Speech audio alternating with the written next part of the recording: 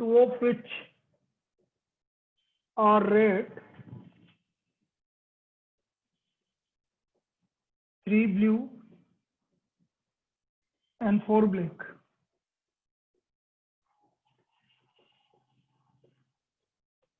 Three balls are drawn at random. 3 balls are drawn at random.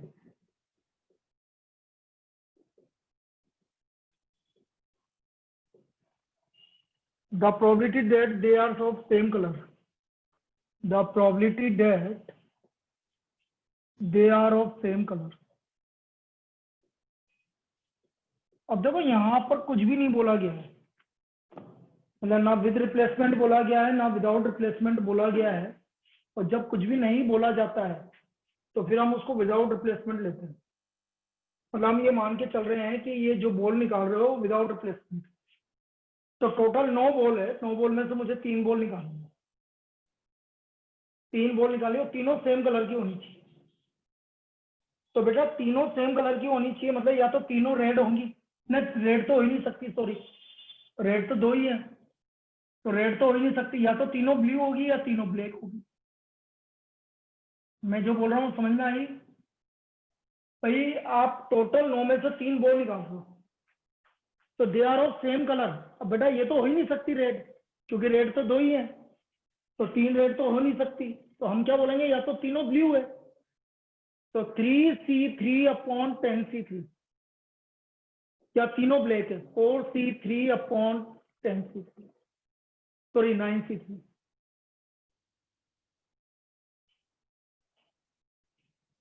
इसमें कोई doubt? भाई या तो तीनों ब्लू होंगी या तीनों ब्लैक होंगी। तो तीनों ब्लू होंगी मतलब 3 में से तीनों ब्लू है, 3C3।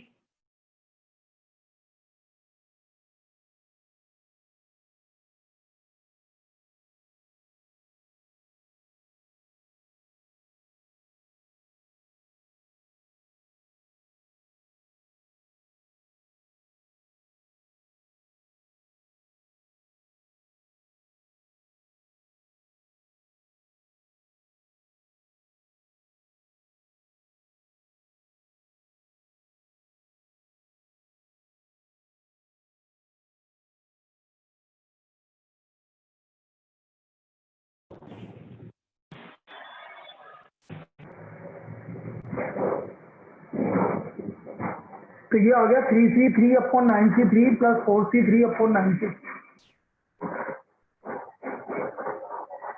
ये आया समझ में? अब 3C3 की वैल्यू होती है 1। बेटा 9C3 की वैल्यू निकाल के बताना भाई।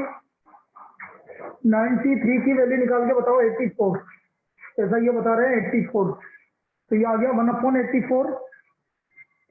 4C3 की वैल्यू 4 अपॉन 84। तो ये आ गया हमारा 5 upon 84। 5 upon 84। This is the problem. क्या ये समझ में आया? क्या ये समझ में आया सबको? देखो इस तरह की प्रॉब्लम पूछी जाती है बेटा। अब देख लीजिए, इसमें आपसे बोला गया था 9 बॉल है, 9 बॉल में से 2 रेड है, 3 ब्लू है, 3 ब्लैक है। और आपसे बोला तीनों कलर है, तीनों बॉल सेम कलर की होनी चाहिए। तो या तो तीनों रेड होनी चाहिए या तीनों ब्लैक होनी चाहिए। तीनों रेड होगी तो 3 में से 3 3C3, और तीनों ब्लैक होगी तो 4 में से 3 4C3, और टोटल तो 9C3 है ही। इसमें कोई डाउट नहीं है, आगे चले। चलो ये एक प्रॉब्लम है जो आ चुकी है, मैं सारी प्रॉब्लम वही करवा रहा हूँ अभी जो आ चुकी है। अब आप ये देख लीजिए किस तरह से करेंगे। Next,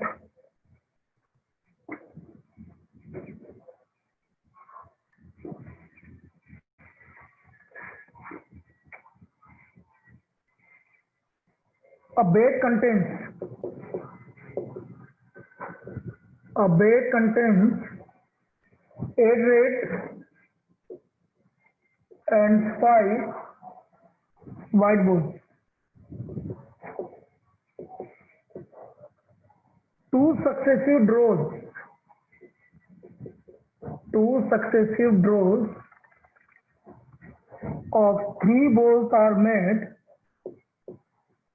3 balls are made without replacement. Without replacement. The probability that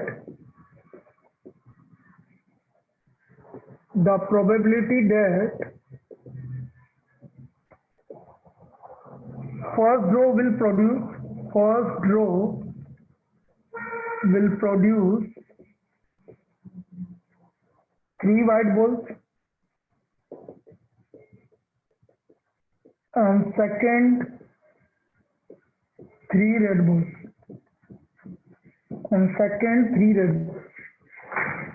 The first row will produce 3 red balls, 3 white balls and second row will produce 3 red balls. अब ये बोल रहा है कि एक बेस के अंदर लेकिन विदाउट रिप्लेसमेंट है बेटा, 3-3 करके 2 बार बॉल निकालनी। समझ में आ रहा है क्वेश्चन? पहली बार में 3 बॉल निकालनी, उसको वापस नहीं डालेंगे तो टोटल बॉल कितनी है? टोटल बॉल कितनी? 13।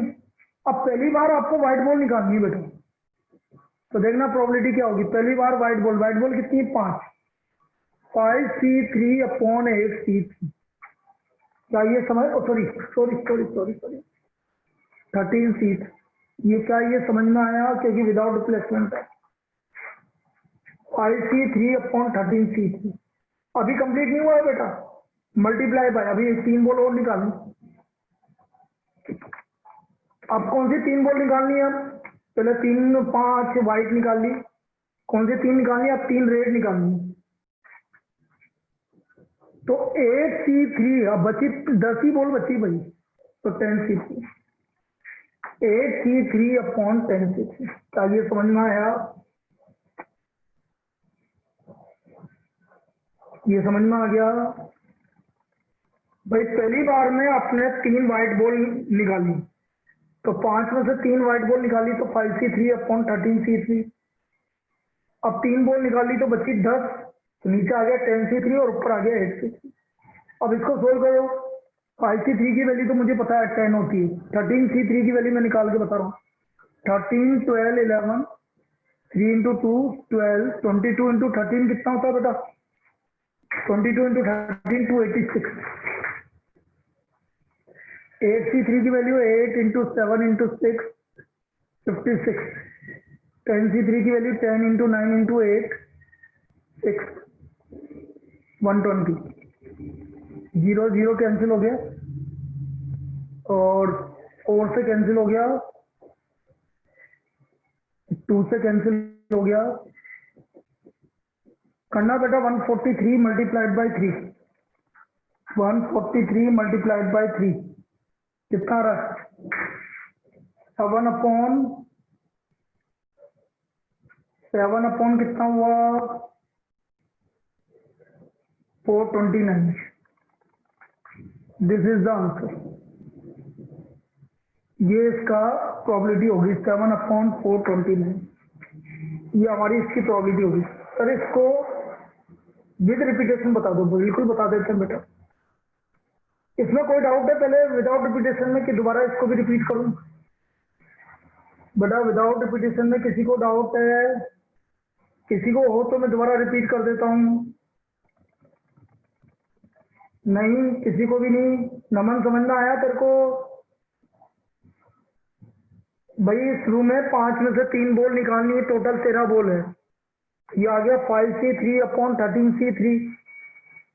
अब बची 10 बॉल तो नीचे 10C3, ऊपर निकालनी है 8 में से 3 बॉल। अब ये बोल रहे हैं कि यदि विद रिप्लेसमेंट होता है, तो देखो यदि ये विद रिप्लेसमेंट, ये लो ये विद रिप्लेसमेंट कर दिया मैंने। यदि विद रिप्लेसमेंट होता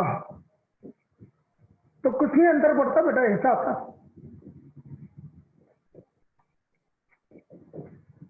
बस यहाँ पर 13C3 आता, बाकी और कोई अंतर नहीं, बाकी कोई भी अंतर नहीं होता। 5C3 की वैल्यू 10, 13C3 आपने निकाली थी अभी, कितनी निकाली थी? 13C3 की वैल्यू क्या निकाली थी बेटा? क्या निकाली थी 13C3 की वैल्यू? 286।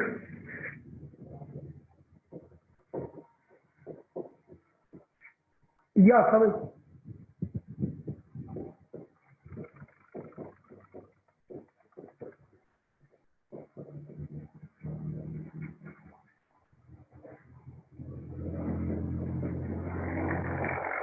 वन 43 का स्क्वायर जो भी आएगा ये इसका आंसर होता है।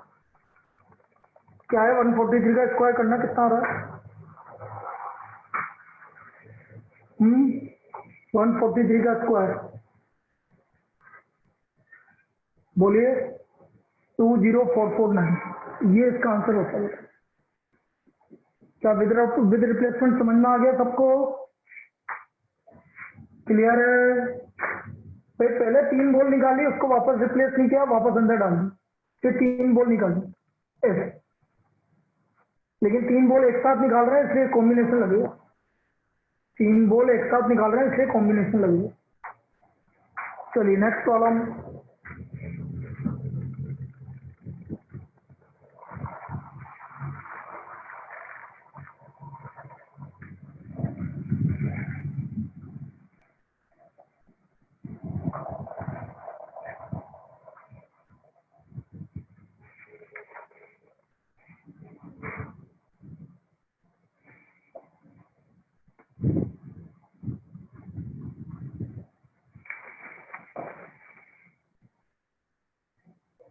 A bag contains 12 balls of which 3 are red and 5 of which 3 are red. A bag contains 12 balls of which 3 are red.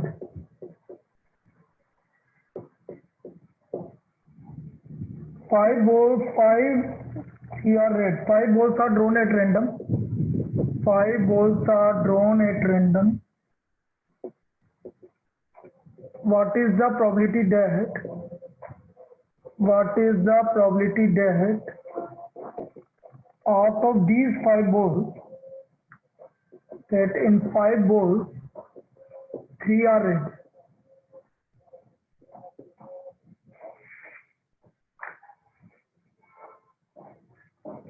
बड़ा अजीब सा प्रॉब्लम है लेकिन ठीक है, कोई दिक्कत नहीं।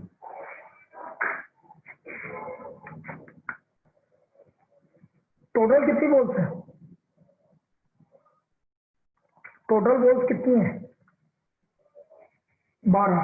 अब 12 में से आप ये चीज समझो, 12 में से 3 रेड है तो बाकी 9 बॉल अलग है। बाकी 9 बॉल अलग है। अब आपको 12 में से 5 बॉल निकालनी है बस, तो 3 में से 3 तो रेड आएगी, तो बाकी 9 में से 2 बाकी 2 बॉल आएगी कि नहीं आएगी? 9 में से बाकी 2 बॉल आएगी कि नहीं आएगी? ये हमारी 3 रेड बॉल आने की प्रोबेबिलिटी हो गई बेटे।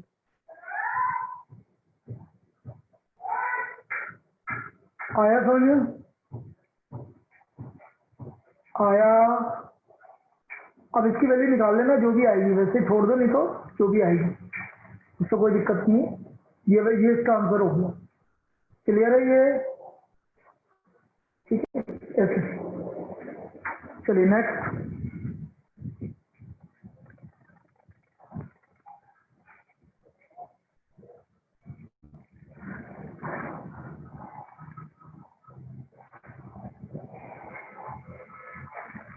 Next follow in a bag there are 5 white, there are 5 white, 3 red and 2 black balls, and 2 black balls. 3 balls are drawn at random. 3 balls are drawn at random.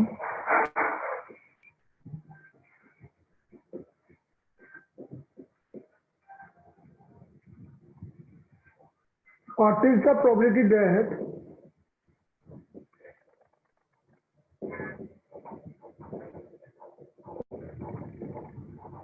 3 balls are white?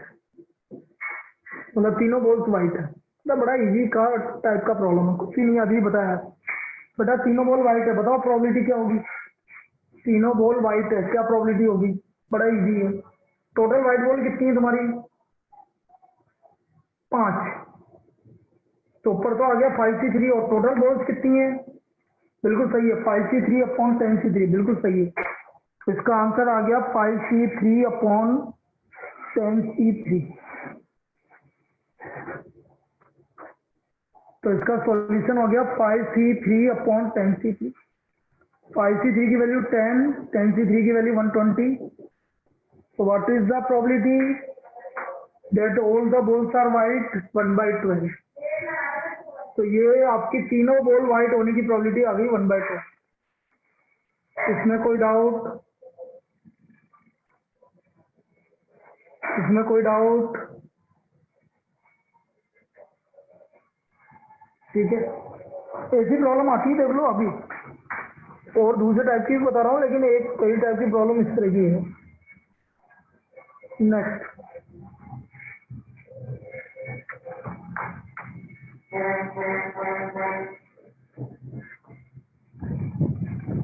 a bag contains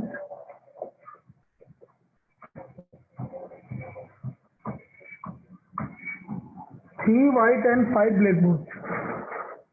3 white and 5 black balls। A bag contains 3 white and 5 black balls, and the second bag contains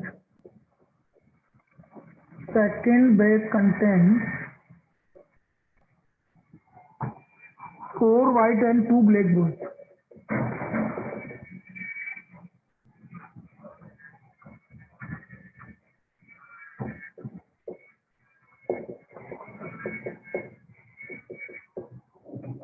If one ball is drawn from each bag,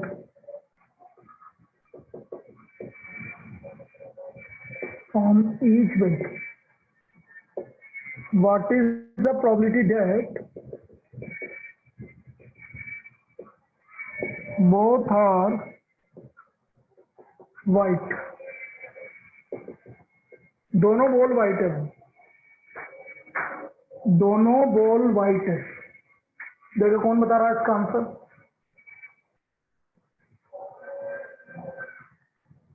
एक एक ball दोनों bag में से निकाली, तो हमें probability निकालनी है कि दोनों बॉल वाइट है। बताइए भाई, पहले बैग से भी वाइट निकालनी, दूसरे बैग से भी वाइट निकालनी, क्या आएगा आंसर। पहले बैग से वाइट आने की प्रोबेबिलिटी बोलिए, पहले बैग से वाइट आने की प्रोबेबिलिटी। मुझे तो पहले ये बताओ, पहले बैग से वाइट आने की प्रोबेबिलिटी। C1 मत लिखो बेटा, जब एक बॉल निकालते हैं तो फिर जरूरत नहीं है 3C1 की, आप डायरेक्ट 3/8 लिख दिया कर बेटा, ले ले एक ही बात है। और दूसरे बैग से वाइट आने की प्रोबेबिलिटी, तो हमारा आंसर जो इन्होंने बताया वही आ रहा है 1/4। 3/8 मल्टीप्लाइड बाई 4/6, दोनों से वाइट आने की प्रोबेबिलिटी होगी। इसमें कोई डाउट किसी को बेटा, इसमें से किसी को कोई डाउट। अच्छा, मैं इसकी जगह ऐसा बोलता 1 वाइट 1 ब्लैक, तब क्या करते हैं हम, तब इसका आंसर क्या होता है बेटा, 1 वाइट 1 ब्लैक। दोनों में से एक एक बॉल निकालनी है, एक वाइट एक ब्लैक। तो एक वाइट एक ब्लैक का मतलब किसी भी बैग में से, तो इसके दो केस बनते बेटा। पहले बैग से वाइट आ रही है तो दूसरी से ब्लैक आएगी, और पहले बैग से रिपीटेशन, रिपीटेशन मतलब क्या बोल रहा बेटा, मेरे को समझ में नहीं आ रहा क्या बोलना चाह रहे हो। माइक स्टार्ट करके भी बोल सकते हो यदि कोई डाउट है तो। बॉल वापस रखनी, क्यों रखनी है बेटा, उसने कहा बोला बॉल किसने वापस रखनी। अरे बेटा, अलग अलग बैग से बॉल निकालने हैं, उससे हमें क्या मतलब है बॉल रखनी कि नहीं रखनी। अरे अलग अलग बैग से निकाल रहे हैं तो हमें क्या मतलब है कि बैग रखनी कि नहीं रखनी, बॉल रखनी कि नहीं रखनी। मैंने पहले रेड से वाइट निकाली 3/8। तेरे को रखना हो तो रख, नहीं तो मत रख। यहाँ पर कोई फर्क नहीं पड़ रहा। 2/6। अब पहले से वाइट निकालनी 5/8, इससे ब्लैक निकालनी, इससे वाइट निकालनी। तो ये आ गया 6 + 20/48, 13/24। 13/24 ये इसकी प्रोबेबिलिटी होगी। भाई एक एक ही तो निकालनी है, दो निकालनी होती तो जब सोचते कि विद रिप्लेसमेंट है कि विदाउट रिप्लेसमेंट है। हमें तो एक ही निकालनी है ना, एक बैग से। तो हमें उसको रखो तो बढ़िया, नहीं रखो तो उससे भी ज्यादा बढ़िया, क्या फर्क पड़ता है। हमें एक बॉल निकालनी है बस। ठीक है ना बेटा, क्लियर है ये क्लियर है सबको? चलिए नेक्स्ट और देखिए।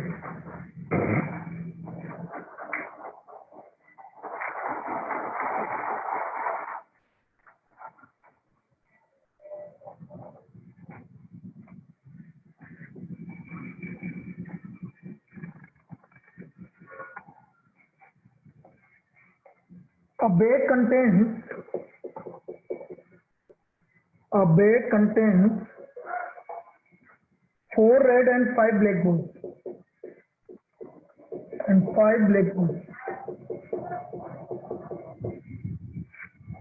Another bag contains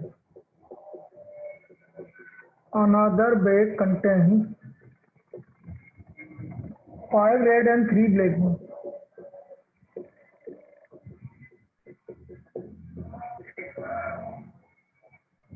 If one ball is drawn at random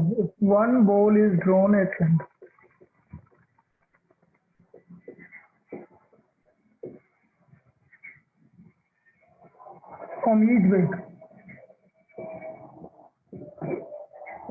what is the probability that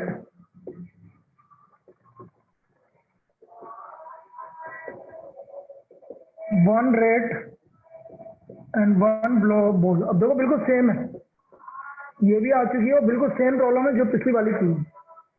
एक रेड और एक वन ब्लैक बॉल, एक रेड और एक ब्लैक बॉल आनी चाहिए, बिल्कुल सेम प्रॉब्लम पिछली वाली। तो पहले से यदि रेड आ रही है, एक एक बॉल निकालनी है भाई हर एक बैग से। यदि पहले से रेड आ रही है तो दूसरी से ब्लैक आएगी, और पहले से ब्लैक आ रही है तो दूसरी से रेड आएगी। पहले से रेड आने की प्रोबेबिलिटी 4/9, तो दूसरे से ब्लैक आने की प्रोबेबिलिटी 3/8। पहले से ब्लैक आने की प्रोबेबिलिटी 5/9 और इसकी वैल्यू 5/8।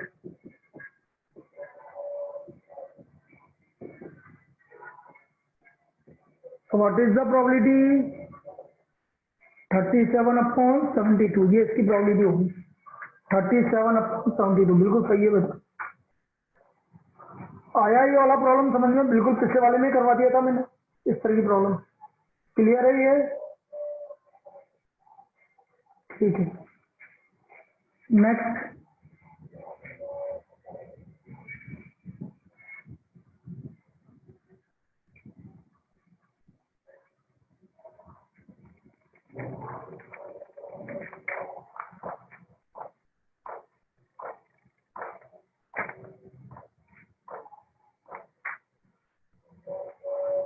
अब जो नेक्स्ट वाली प्रॉब्लम करवा रहा हूं उसको ध्यान से समझना बेटा।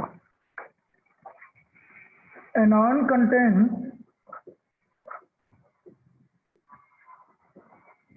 contains 2 red and 1 green ball. 2 red and 1 green ball.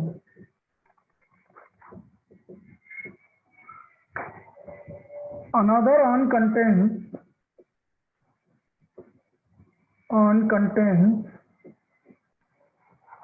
2 red and 2 green balls.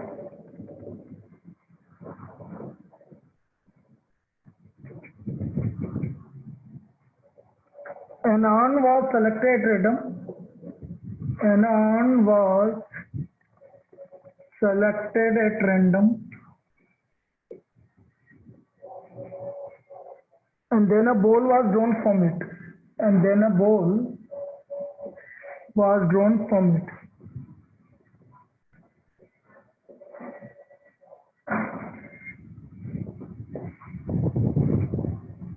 if it was found to be red, if it was found to be red, what is the probability that it was drawn from on one? हमें first earn से आइए, ये हमें probability दिखानी है। It was drawn from the earn one. अब ये अच्छी प्रॉब्लम है, ये समझो आपको क्या गिवन है। ये देखो, it was found to be red. अब इधर समझना, एक अर्न है, दो रेड है, एक ग्रीन है, दो रेड है, दो ग्रीन है। An urn was selected random and it was found to be red. भाई यदि मैंने फर्स्ट अर्न सेलेक्ट किया, उसमें से रेड आने की प्रोबेबिलिटी 2/3। सेकेंड अर्न सेलेक्ट किया तो उसमें से रेड आने की प्रोबेबिलिटी 2/4। क्या ये समझ में आया? नीचे जो लिखा मैंने, उसने बोला ना हमें पता है कि रेड बॉल आ रही है, तो यदि मैंने पहले अर्न सेलेक्ट किया होगा तो उससे रेड आने की प्रोबेबिलिटी 2/3 और दूसरा अर्न सेलेक्ट किया होगा तो उससे रेड आने की प्रोबेबिलिटी 2/4। ये तो टोटल केस हो गए भैया आपके। अब हमें प्रोबेबिलिटी इससे निकालनी कि कौन सा अर्न से आ रही है, फर्स्ट अर्न से। तो फर्स्ट अर्न वाला कौन सा पार्ट है? ये वाला पार्ट है। अब ये प्रॉब्लम आ चुकी है। कोई मुझसे उस दिन पूछ रहा था कि सर टोटल प्रोबेबिलिटी आएगी क्या? ये तो बेस थ्योरम है, वैसे इनको बताने की जरूरत नहीं बाकी लोगों को, लेकिन जिनके पास मैथ्स थी उनको तो पता है ये बेस थ्योरम है, ये बेस थ्योरम। लेकिन हमें यहाँ पर हम बात ही नहीं कर रहे बेस थ्योरम की, हम तो कंडीशनल प्रोबेबिलिटी से कर रहे हैं। हम तो इसको कंडीशनल प्रोबेबिलिटी से कर रहे हैं। कंडीशनल प्रोबेबिलिटी क्या बोलती है कि जो गिवन है, हाँ रिपीट कर रहा हूं बेटा, ये लो भाई, हम बोलेंगे कि रेड आने की प्रोबेबिलिटी जबकि गिवन है कि फर्स्ट बेस से आ रही है, ये प्रोबेबिलिटी निकालनी मुझे। कंडीशनल प्रोबेबिलिटी, फर्स्ट बेस से आने की प्रोबेबिलिटी जबकि हमें पता है कि रेड आ रही है, ये कंडीशनल प्रोबेबिलिटी कहलाती है। तो हम इसमें क्या करते थे, जो आपका गिवन क्या है रेड, तो रेड आने का, रेड कहां से आ सकता है? फर्स्ट से भी आ सकता है और सेकंड से भी आ सकता है। रेड बॉल कहां से आ सकती है बेटा? फर्स्ट से भी आ सकती है और सेकंड से भी आ सकती है। ये टोटल केस हो गए रेड आने की प्रोबेबिलिटी। कोई दिक्कत इसमें? इसमें कोई डाउट? अब मुझे किससे निकालनी? फर्स्ट बेस से। अब मुझे किससे निकालनी? फर्स्ट बेस से। तो फर्स्ट बेस से रेड आने की प्रोबेबिलिटी 1/2 इंटू 2/3। ऊपर हो गया 1/3 और नीचे हो गया 1/3 प्लस 1/4, 4/7 आ गया। तो इसकी प्रोबेबिलिटी 4/7 आ गई। इस तरह से ये इसकी प्रोबेबिलिटी आ गई 4/7। आया क्या? ये आया क्या? तो इस तरह से ये बॉल वाली प्रॉब्लम इस तरह से होती है बेटा। ये सारी बॉल वाली प्रॉब्लम थी हमारी जितनी भी करवाई मैंने, और ये कुछ प्रॉब्लम थी जो आ चुकी थी।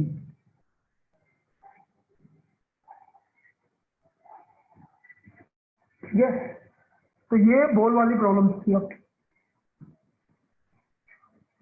अब और क्या क्या प्रॉब्लम बन सकती है वो देखते हैं अपन, और क्या क्या आ चुकी है। कंडीशनल प्रोबेबिलिटी, बेस थ्योरम, और क्या इंडिपेंडेंट इवेंट। और कल से हमारा लास्ट टॉपिक चालू होगा, मेरे हिसाब से परसों तक हमारा खत्म हो जाएगा प्रोबेबिलिटी। और उसके बाद फिर हम सैटरडे जो भी आप बोलोगे उस दिन हम अपन डाउट क्लास ले लेंगे, ठीक है? वैसे तो आप करते रहो, अब तो बस एक रैंडम वेरिएबल बचा है, बाकी तो सब कंप्लीट हो गया आपका। चलिए और देखिए और किस तरह की प्रॉब्लम और पूछी जा चुकी है। ये तो बॉल वाली प्रॉब्लम थी।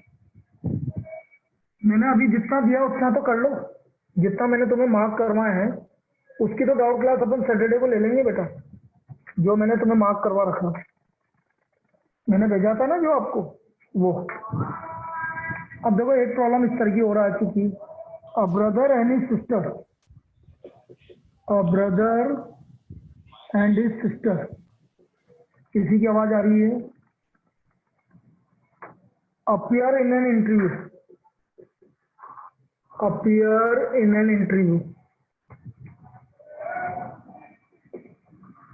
in an interview for two vacancies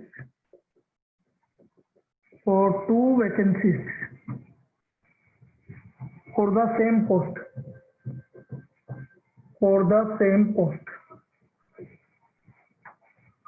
The probability of brother selection is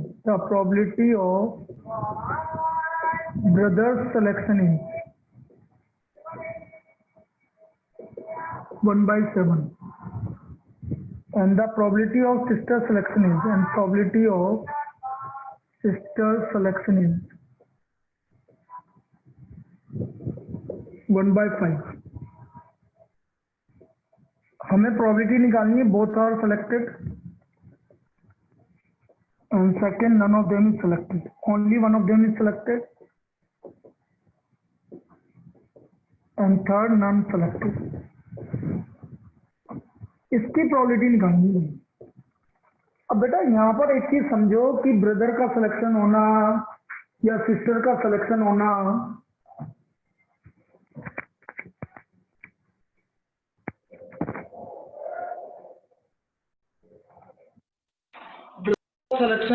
या सिस्टर का सिलेक्शन होना, ये आपका क्या इंडिपेंडेंट इवेंट है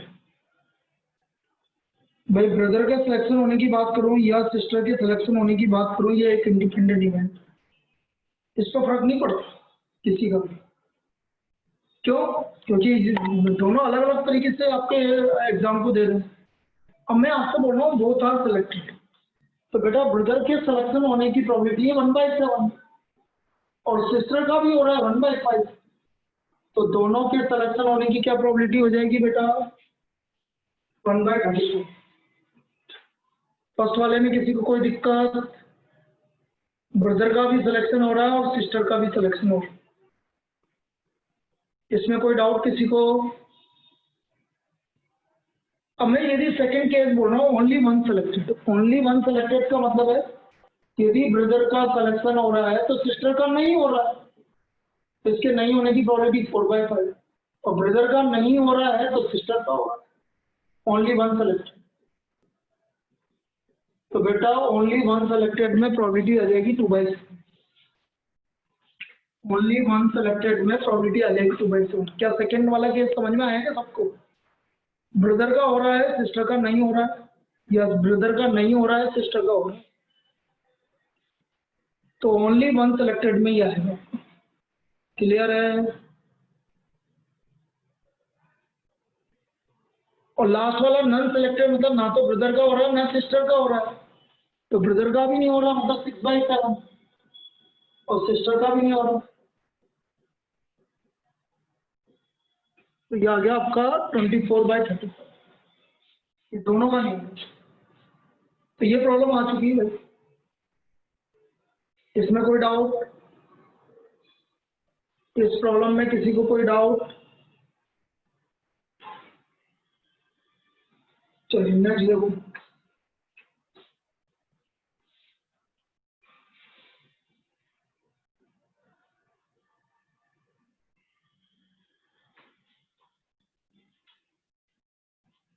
उससे ये पूछा गया पी ए माइनस बी का फॉर्मूला क्या है, ये आया हुआ प्रॉब्लम। तो बेटा मैंने क्या बोला था, पी ए माइनस बी का मतलब है पी तो ए तो है लेकिन बी नहीं है, ए है और ए और बी के साथ वाला केस हटा, ये डायरेक्ट फॉर्मूला पूछा गया है। ए बट नॉट बी, ये डायरेक्ट आ चुका है ये वाले। इसमें कोई डाउट किसी को?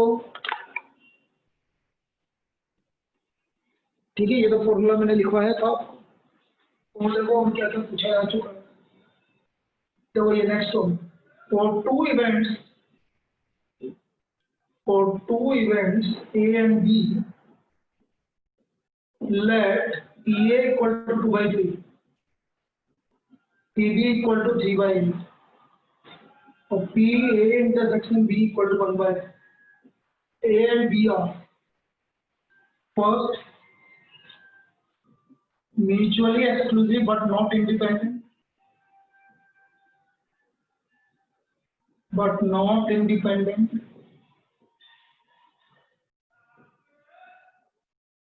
independent but not mutually exclusive,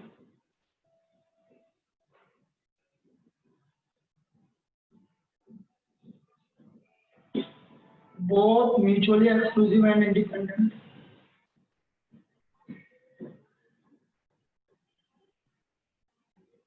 None, not mutually exclusive and independent, and not independent. पहले तो मुझे ये बताओ कि म्यूचुअली एक्सक्लूसिव इवेंट क्या होते हैं, याद करो वापस। म्यूचुअली एक्सक्लूसिव इवेंट क्या होता है, किसी को पता है? जिसका पी ए इंटरसेक्शन बी किसके इक्वल होता है? जीरो के इक्वल होता है। Very good. जिसका P A intersection B zero के इक्वल होता है। तो जिसका P A intersection B zero होता है वो म्यूचुअली एक्सक्लूसिव होता है, जबकि हमें पी ए इंटरसेक्शन बी कितना गिवन है बेटा? 1/4। तो म्यूचुअली एक्सक्लूसिव तो नहीं है बेटा। तो पहला वाला गलत हो गया, तीसरा वाला गलत हो गया। अब इंडिपेंडेंट चेक कर लो भाई। इंडिपेंडेंट क्या होता है? इंडिपेंडेंट क्या होता है बेटा? दो इवेंट इंडिपेंडेंट कब होंगे? ए और बी। जब पी ए इंटरसेक्शन बी किसके इक्वल होगा? P A into PP. तो बेटा पी और पीपी को मल्टीप्लाई करके देखना कितना आ रहा है। पी ए इंटू पीबी करके बताओ कितना आ रहा है? 1/4। और पी ए इंटरसेक्शन बीबी कितना है? 1/4। तो कौन सा इवेंट है ये? ठीक है, तो आंसर हो गया आपका इंडिपेंडेंट बट नॉट, आंसर हो गया independent but not mutually exclusive. क्या समझ में आया क्या? बेटा म्यूचुअली एक्सक्लूसिव मतलब जिनका इंटरसेक्शन जीरो होता है, पी इंटरसेक्शन बी जीरो होता है। और इंडिपेंडेंट वो होता है जिनका P intersection B P A into PB के इक्वल होता है। तो इससे हमारा आंसर मालूम पड़ गया कि सेकंड वाला आ गया इसका आंसर सेकंड वाला।